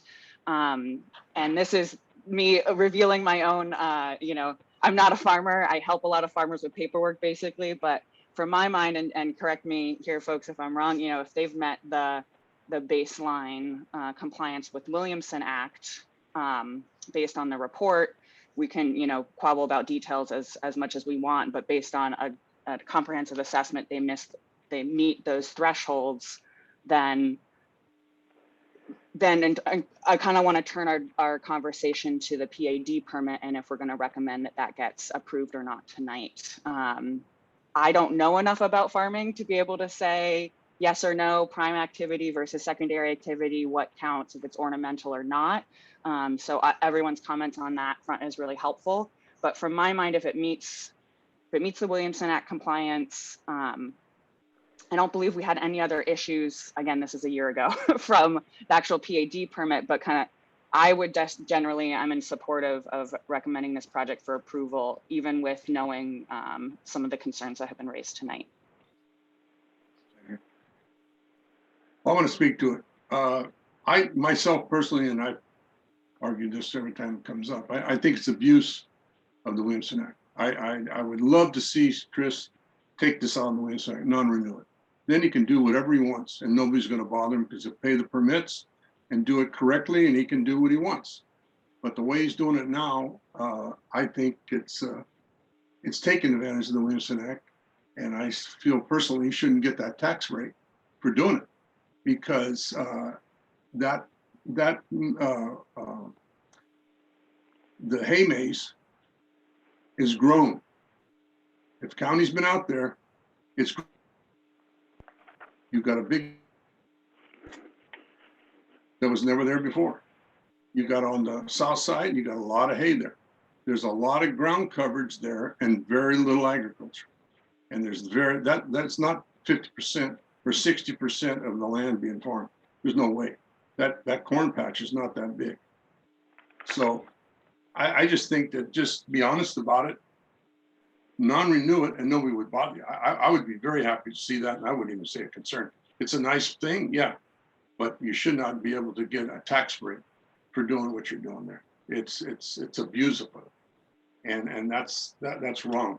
The other thing is, you know, we made a deal with him a few years back that he was supposed to open up 45 days before and close 45 days after.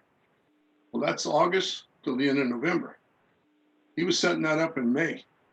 You had to see that when you went out there. That was being set up way, way ahead of time, which he should have been farmed if he's going to farm it. So the farming is just a smokescreen. This selling the leaves and stuff. I don't know if he's going to sell that many leaves to warrant to have that little corn patch he's got there. That's very misleading, I think. Just be honest about it, non-renew it, and let's go on with it and forget about all this other stuff you're doing, because it's a big impact to the road. And I know he wants to try to make it bigger and bigger and bigger because he wants more and more people. Where are you going to put them? They're out in the highways. It's a burden to the neighbors. Instead of keeping it like it was and trying to utilize what he's got there and be happy. Like I say, the hay maze just gets bigger and bigger. You look back to what the size it was to what it is this year. It keeps squeezing agricultural land out, and there's not that much land in agriculture, believe me. And it might be the dollar amount and all that, but again, the Williamson Act is a minimum of 10 acres. That's state regulations. And he's got less than the 10 acres. I always worry about that sets a precedent for somebody else that's subdivides off a piece of property and has got smaller than 10 acres. They get a benefit on doing something on agriculture that really isn't agriculture. And the rest of this, I'm in the Williamson Act. I got to keep farming to make sure I keep going on it. I can't leave my ground set. You can set it for 3 years, but you better utilize it. So, you know, the rest of us gotta, and again, the Williamson Act is being abused in this county, in my opinion. It should be, they should start from the top and go down every single applicant and look at them. The ones that are not farming, in my opinion, should be thrown out because they're getting a tax benefit over agriculture, and that's wrong. Shouldn't be that. That was for agriculture uses, and again, this is. I know everybody enjoys the thing to take their kids. That's great, and that's fine. He's got a nice site there and everything. It's ideal, but he shouldn't be on the Williamson Act doing it. That's my opinion. Anyway, anyone else? If not, Peter had something to say. And then Commissioner Corn also raised her hand. go ahead. No, I was just going to talk a little bit about the Women's Act rules, but I agreed with what Lauren said before me that rather than going on that, I don't want to take up a lot of time, so I'll pass it. Thank you. Corin, you got something you want to say? So who exempts them from the 10-acre minimum? The Board of Supervisors did. Oh, okay. And I think it was around 2012. Committee members may know that date better than I, but it's a 8.37 acre parcel, and it was approved by the Board of Supervisors. Okay. To be that size and be in the Williamson contract. Okay, thank you. Anyone else? If there's no one else, can we get a motion up or down on this? Well, I just had one more question. Go Oh, ahead. sorry, Ron's got his hand up. Ron, go ahead. Ron, go ahead. Yeah, again, history begins anew every time this comes up. The Williamson Act contract was amended because what was going on the property at the time was not in compliance with the contract, which limited the property solely to agricultural production. And Yeah, I mean, one of the ways you can tell, I mean, ask yourself if it's primary or secondary, whether the recreation is primary or secondary, is do you think he would be growing the corn crop if the tourist attraction wasn't there? You know, in other words, it's part of the tourist attraction. It's not an agricultural crop, as BJ pointed out. And yeah, he's growing a few things, and yeah, he's selling agricultural products, but what's going on there is recreation. It makes agriculture look like a lark. I'm not sure it's good for children to get there and see what he offers, and that it makes the whole business of growing food look like something fun, silly, even.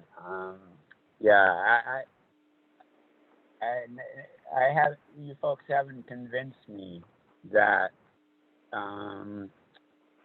that this property is in compliance with the Williamson Act, and therefore the activity that is being asked for approval by this committee should not be approved, because that's what throws it out of compliance with the Williamson Act. To me, this is a good example of ag tourism right there. It's to me, it's ag tourism and agriculture is secondary there. Primary is ag tourism. Just to jump in, from my understanding on that, that's why it's a PAD permit coming in front of us. That's like a year ago conversation. I'm getting in snippets in my memory, so correct me here if I'm wrong, Summer. But I think that's why it's PAD instead of just a seasonal ag tourism, because it is such substantial recreation activity on the property. That's But correct. okay, thank you. This brings up kind of the question I had that Ron, you kind of touched on a little bit at the end there too, is what are we at this point voting up or down on? Is it on the PAD permit or is it on the Williamson Act compliance report? Staff would like the feedback that we're hearing in this discussion regarding the county's assessment of the Williamson Act contract. So first, thank you for all the feedback on that aspect of it. The permits that were before you last year, when this came up for this request, to look further into their contract was for the renewal of their PAD permit and coastal development permit for the seasonal recreation activity. And we will need to go back to the Planning Commission and report on the Planning Commission did direct us as well last year to, in line with the AAC, to do a more thorough assessment of the contract. And so we do need to take a similar, the same report with the AAC's feedback to the Planning Commission, as well as any recommendations on conditions or terms of the permit for the seasonal recreation activity. So if the AAC is prepared, if there's further comment on the contract, great. We'd love to hear that now. Otherwise, if the committee is prepared to make a recommendation one way or another for the PAD permit and the CDP, we'd be able to take that on to the Planning Commission with any comments or feedback or requests for new or revised conditions associated with that recreational permit. Thank you. Okay. Bill has his hand up. Bill? Go ahead, Bill. Okay. Go ahead. So my understanding then, Summer, is that planning reviewed the Williamson Act compliance on this parcel, and based on your review, you felt that the planning department staff felt that it is in compliance with the Williamson Act. And if that's correct, by that's what happened. Could you give us like the basic bullet points as to why it complies with the Williamson Act? Yes, so that is correct. In answer to your first question, county staff did an assessment relative to the Williamson Act regulations and determined that it is in compliance based on the review. And I can share the PowerPoint slide again, but it was looking at the land use compatibility. Let me quickly reshare the screen. So, whoops. So these were the, if you recall this slide in my brief presentation. So we did a site inspection to complete the, to verify the crop production is being done on the property. We do an assessment of compatibility in terms of compatible uses versus ag uses, and some the requirements or criteria in that is listed here. As I mentioned previously, the percentage of the total parcel area used for compatible uses doesn't exceed the percentage used for ag uses, and the portion of the parcel used for compatible uses doesn't exceed 25% of the total parcel size. And then, as I mentioned, we did verification of income for gross crop income, and based on the federal tax return schedules, Schedule F, which are cited in the Williamson Act regulations as a measure for determining compliance for crop income or for meeting the income requirements. So we did that review and found that based on the owner's Schedule F tax returns, that they do exceed the annual gross minimum income requirements outlined in the contract guidelines in order to be in the Williamson Act contract. Thank you. Is there a requirement for a certain percentage, minimum percentage of the parcel to be in commercial agriculture? Needs to be greater than the compatible use. It's right. Correct. I understand that it has to be, the compatible use cannot be greater than the ag use. But is there a minimum percentage of the parcel that must be in ag use? Enough to generate a minimum of $10,000. Okay, so it's yeah, the there's not dollar a, number, not the acreage. Correct. Okay, and whether it's for sort of decorative uses, like, I mean, we used to grow a lot of straw flowers out here and other things, you know, that were more decorative rather than food producing. There's not a distinction between those things. That's considered ag. It's right. So in this case, the applicant, as I think previously mentioned, you know, they sell the corn leaves, the stalks for decorative purposes, and that is all considered, can be considered as crop, you know, so income if for. you're growing and selling decorative gourds or growing and selling like dried ears of corn for Thanksgiving centerpiece, Right. or whatever, that all qualifies. That's correct. Okay, thank you. From the site, as long as it was from the site. Summer, I got a question. Okay. I just want to do a time check. We've got 10 minutes left, and John and Judy both have their hands raised. Okay, just a question, what you're talking about. When they determined the 25%, what year was that? The 25%. That was non-agricultural. It was secondary.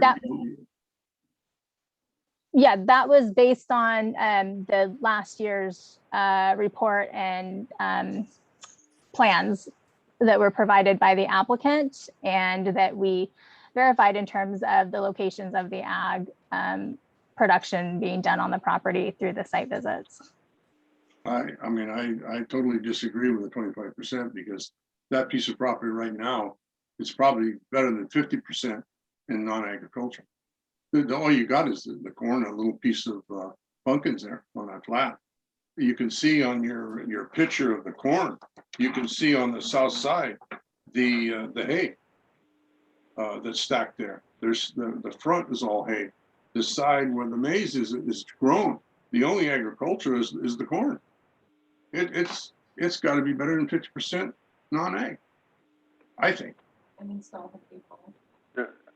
I think you should take another look. I mean, just to verify, you should go out there and look at that piece of property again to see how much is covered in hay bales compared to what's being farmed in corn. It's not 25%. That is grown, believe me. 25% of the parcel. Okay, we've got John's hands up and then Judy. Okay, John. Yeah, just I don't know if I'm muted. No, I just was hearing the I think Ron was saying that agriculture it needs to be primary and the compatible use secondary, and I was wondering how that was defined, and if that is indeed what the Williamson Act says. I guess the way I saw Summer's summary go is that as long as it meets the income and then a larger percentage of the land, then the compatible use is dedicated to agriculture. So that's the question BJ is raising right now.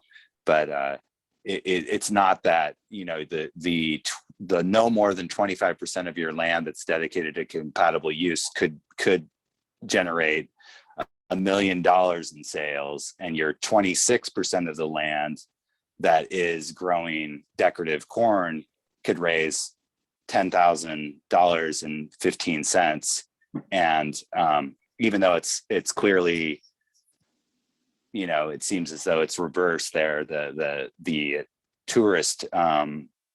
tourism is certainly the primary activity on that parcel.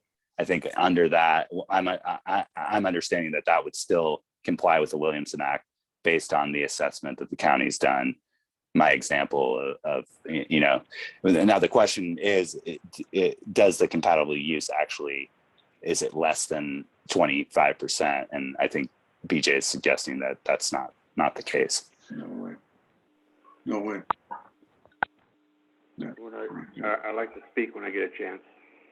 Someone else had Judy, yeah, Judy has her hand up. Go ahead, Judy. Yeah, I'll just be very quick. I mean, as a taxpayer from the outside completely, as I've driven by that over the last several months, almost weekly, I think he's skating on thin ice. And I really feel that the recreational activity is an important asset to the community, but to give somebody a tax break for agricultural activity in this instance doesn't feel to me honest to the intent of the law. Thank you. Thank you. I like Peter, go ahead. Okay. I just want to summarize on that parcel there. To comply with the Williamson Act, he has to gross $10,000 or greater of what he grows on that parcel. On the non-compatible use, it can't be 25% of the parcel, and the agriculture has to be greater than the compatible use. And I remember in the meetings that we had this discussion on the same parcel years before when Bob Tabasco was on the committee, and like he said, he felt the $10,000 basis for the parcel minimum wasn't that great. But if he meets the minimum criteria of $10,000, I says, and his compatible use is not greater than 25% of the parcel, and the agriculture that he does grow, whatever it is greater than the compatible use, he's in compliance, if we like it or not.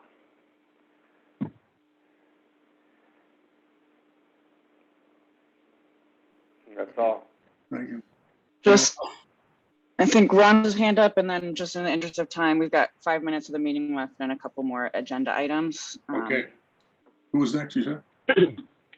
The Williamson Act is of interest, but what is controlling is the guidelines of 2014 that were adopted by the Board of Supervisors. And in those guidelines, under compatible uses, it has gone through all the agricultural uses, but under compatible uses, it says compatible uses on contracted land shall comply with the provisions of the government code and underlying land use designation of the zoning of the parcel. Compatible uses shall only be allowed when they can be accommodated on a contracted parcel without significantly reducing the amount of land being used for agricultural purposes or interfering with existing agricultural activities. The next paragraph, 1, determination of compatibility. The Agricultural Advisory Committee will review proposed compatible uses to determine whether the use is in fact compatible with and incidental to the agricultural use on the property.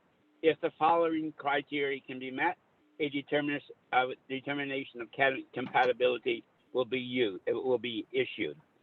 And it does not mention anything about a $10,000 minimum. I don't want to waste time going through all that all the criteria, but the primary thing is that agriculture has to be primary, the recreation secondary. That is definitely not the case on this property. And I think the Agricultural Advisory Committee should go on the record for the Planning Commission in indicating that is the case. Thank you, Ron. Anyone else before we finish this up? Yeah, BJ, I'd like to speak again. Go ahead, Peter. Yeah, when I was on the subcommittee, when we revised the Williamson Act, this was with Tim Fox, with a lot of members that is on the committee right now, that's where it came up, I believe, 10,000 an acre. That's also when it came up about the grazing. This is not a dollar amount, and I think that's when we raised the minimum acreage from $200 to $250 an acre, and this is what I was referring to. Yeah. So, thank you. Correct. Okay. Well, if it's okay, I'm going to try to make a motion. I have no ego in this, one way or the other. I'll start with a positive. If it goes, then we can go with a negative. I'd like to make a motion to approve the PAD and CDP permits with the comment that the committee is still unconvinced on Williamson Act compliance. Okay, there's been a motion. Can we get a second?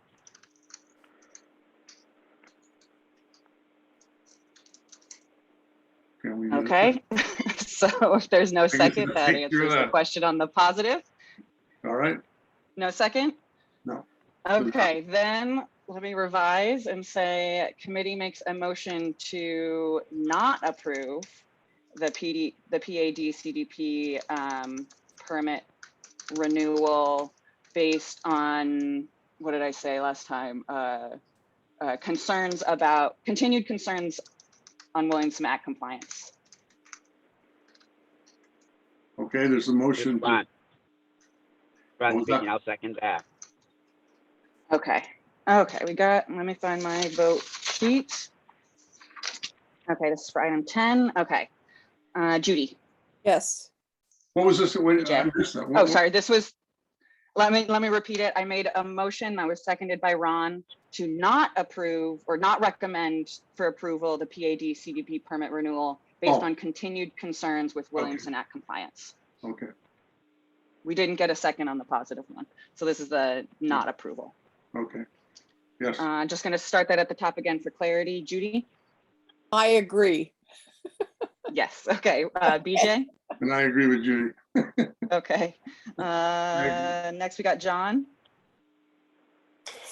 Yes, I was swayed by Ron's reading of the Williamson Act there. Okay, thank you. Bill? I disagree. Okay, Peter? No, I just. Wait a minute. Wait 1 second. Peter, But- do you sell pumpkins to him? Not right now. Do you sell pumpkins to him? I have in the past, and I also disclosed in the past after I checked with my attorney that the, Well, but then I think you have to abstain, no? well, I did not right now. I did in years past. And I also checked with my attorney if I needed to abstain, and they asked how much I sold, and I told them, this is the very little bit of it that you sell, Peter, doesn't make any impact. I did forget to disclose that. I wish I did, but I have in the past. I haven't this year. But I did check my attorney. All right. I just feel there's a conflict, but that's all right. No, that's okay, All right, BJ. move on. I did the same as Bill Cook, no. Okay. Okay, sorry, just making a note for the minutes. That was a no from Peter. Ron? Yes. And I'm Lauren, and I'm gonna also vote no, but it doesn't matter because this passes with 4 yes votes. Thank you. All right. Thank you. I'm sorry we have to go through that, and this is the problem that I hate to see this because it sounds like we got a personal thing against the applicant, and myself, I don't. It's just the way the thing is being done. It's a shame that it's gotten this far. It's too bad. Anyway, we'll move on to the stands, the produce stands. I Okay, think that, Corin, you had a comment that you had some stuff that you gave the original planner and it wasn't put into the packet. Yeah, there's some corrections that need to be made on the language in the farm guidelines. And they weren't ever made. And I think the theory was that they were gonna all be changed at one time. Yeah. But Yeah. I'm worrying that it's there's a different planner now and all If- that. So I just want to make sure that it doesn't get skipped. actually, can I just read this into the record quickly and then Mhm. we'll circle back? Okay, this is Okay. for item number 11, finalized committee review of draft farm stand guidelines. The guidelines were previously discussed at the March 8th, April 12th, May 10th, June 14th, July 12th, and August 9th, 2021 AAC meetings. Thanks. Okay, thank you. Okay, go ahead, Corin. And so, let's see. Sorry, I didn't have it quite ready. In the current guidelines dated May 10th, 2021, under B2D,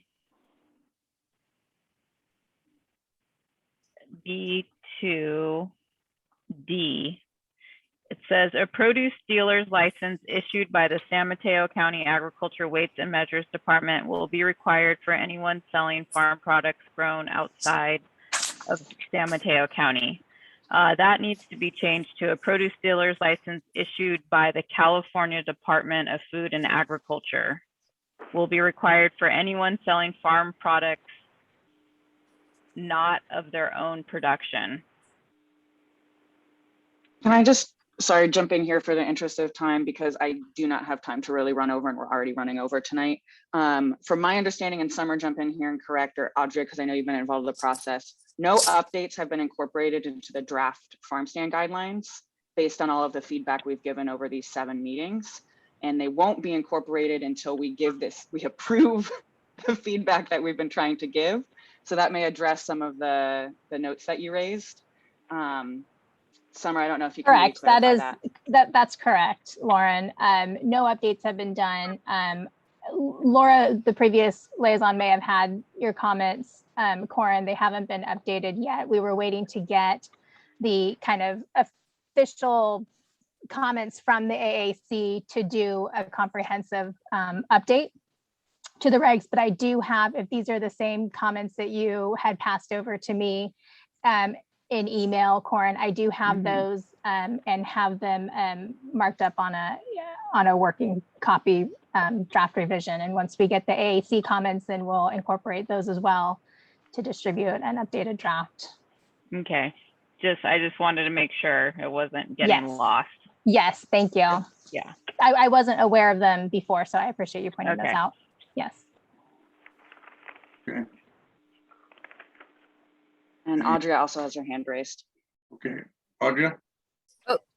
I was just gonna say what Summer did, that we're waiting for all the feedback and we'll incorporate it at one time. Oh, I would just say for time's sake, knowing that we're, past 9, if there is maybe what would be helpful is if there's any feedback for staff to help facilitate between now and the next meeting, anything for the committee members.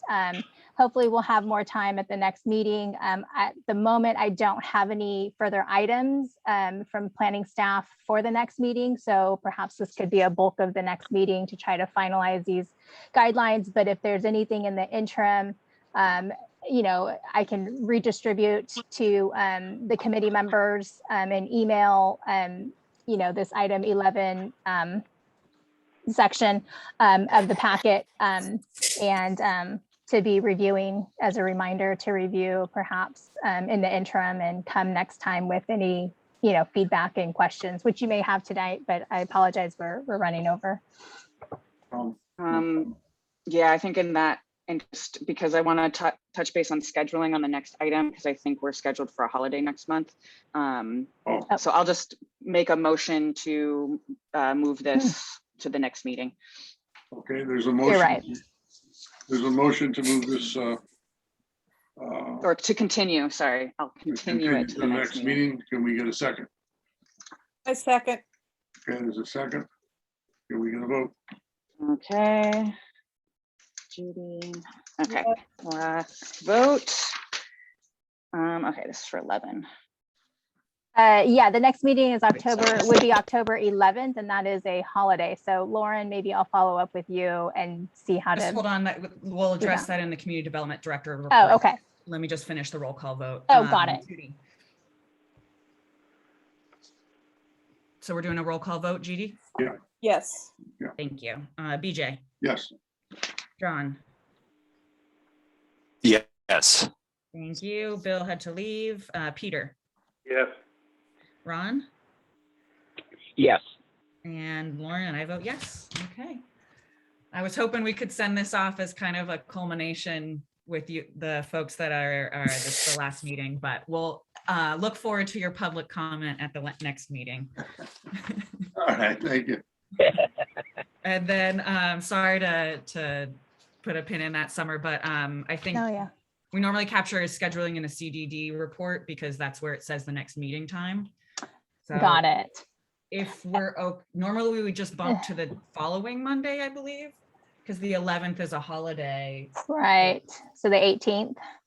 If that works for everyone. I'm going to be away. You're probably not going to get a quorum. I got to check. That could be an issue, yeah, Yeah, for a quorum. I mean, it's possible, but I mean. Yeah. Lauren, may I ask, does the AAC hold meetings on other evenings, or is it you try to stick to Monday? Okay. Yeah. Okay. Usually it throws it off and you don't get. Okay. People don't show up. Okay. Go ahead. So So would you bump potentially to the 25th? And it might as well just That be a seems November meeting. Pretty late, yeah. Yeah, I think we should try for the 18th, understanding that we might not have a quorum. And John, I think you get the short straw as the vice chair, that you'll be running next month's meeting until we vote in a new chair. Good luck, John. If we get a quorum. okay, You'll I'll be spared. try to zoom in at the beginning there. Okay. Not even, yeah. That's that, right? Okay, the community. Go ahead. Just for clarification, because this is new to me as well. So next meeting, BJ, you wouldn't be chair anymore? No, this is my last meeting. Or is it that you stay on until we vote somebody in? How does that work?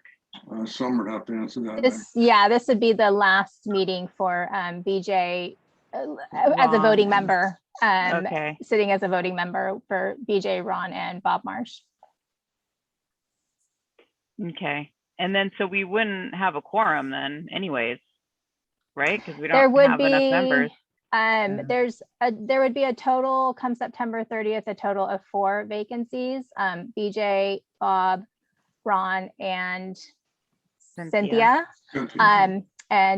So there would still be, if all members, remaining members attended, that would be a quorum. Okay. I think it's right on the, close Right to the cusp. Well, Okay. there's 11 total members, I believe. So yeah, with 4 absent, Yeah, there's still quorum. I'm just not sure where I'm going to be if I'll have internet or not. So. It's gonna be close, but It'll, you gotta right. take a chance, see what happens.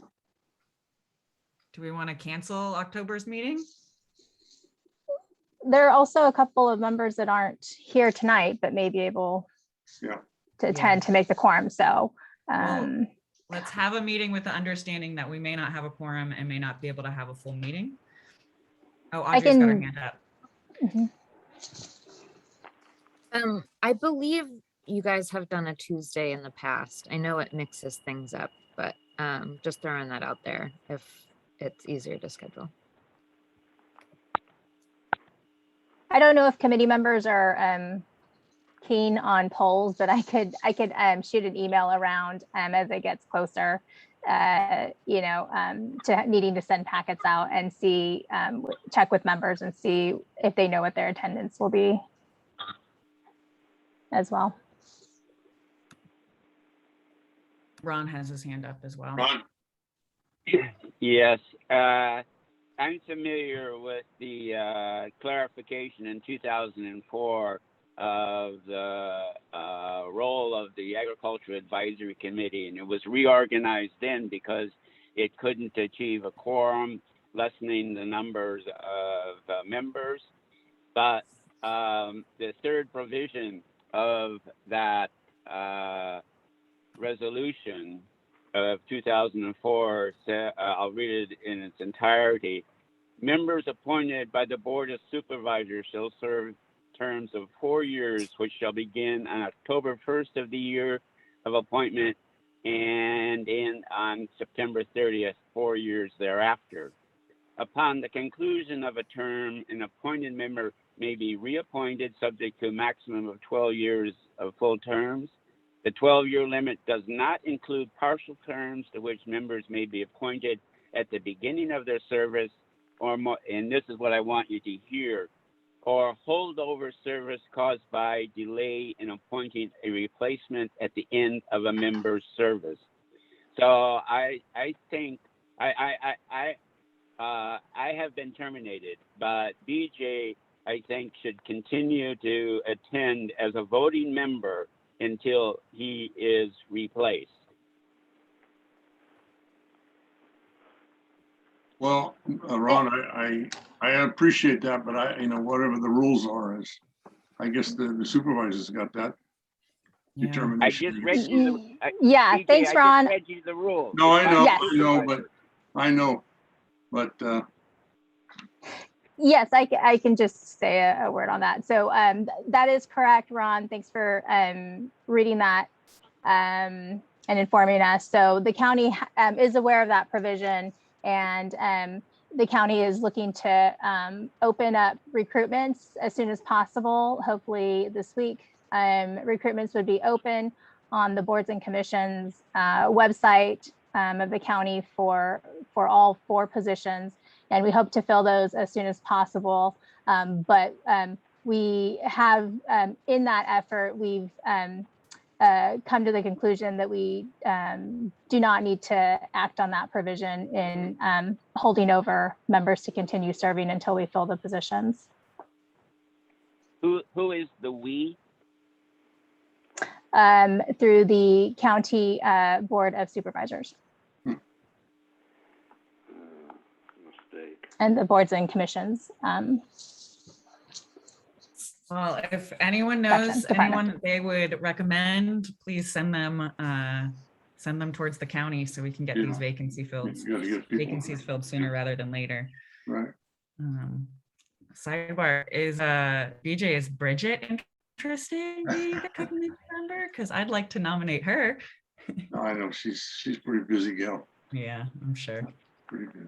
Yeah. Once the positions are posted, I'll email the link around to the committee members. So if they, have people that they would like to forward it on to, I definitely encourage that. Yeah, I'll do my best to try to get somebody to apply. John, just a comment, if you need any history or anything, I'll be more than happy to give you any knowledge that I know. If you got a question or anything, give me a call. Yeah, I appreciate that. Yeah, I feel like both, well, Bob too, Yeah. who's not here, but both you and Ron have forgotten more things than I currently know. So I would appreciate your guidance. But we're here to help. We want to see it go on. Okay, the community development, there's no PAD permit. And there's a application coming next month if you have your meeting.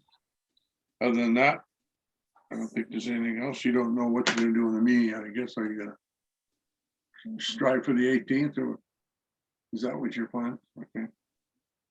Well, good luck. And again, thank you very much. Whatever I can do to help, don't be afraid to ask me, and I'll keep an eye on everything, see how good things go. Just keep ag going, please. Thank you very much. Thank you, BJ and Thank you. Ron Thank you. and Bob for all your Bob, service yes. to the county.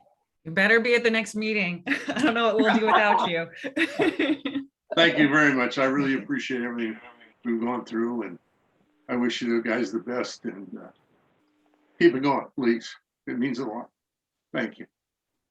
Thank you. Thank you, BJ. Thank you. Thank you. Take care. Everybody. Me is adjourned. Thank you. Thank you. Thank you, Okay, everyone. Hey, BJ. thank you. Good night. Thank you very much. Okay, bye.